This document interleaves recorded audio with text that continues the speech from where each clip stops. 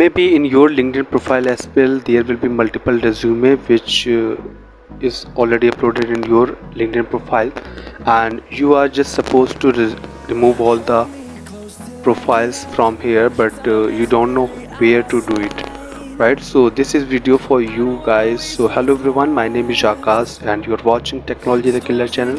So guys, in today's video series I'm just going to let you know about how we can remove these kinds of multiple resume in from your LinkedIn, right? So stay here. So for that, what you will have to do, you will have to just go over the profile and there will be options of the setting and privacy. Just go here, and when the option will open, so there will be multiple options. You can see here that like account preference, sign in, security, visibility, but I just need to go in the data and privacy. Okay, and here will be one options of the job seeking preference, and there is the options of the job application settings as well.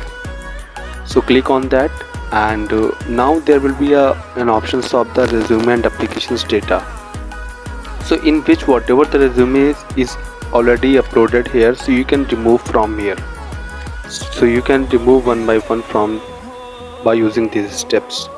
And if you wanted to upload any new resumes, you can upload from here, and in this way you can remove all the resumes from this profile. So thank you.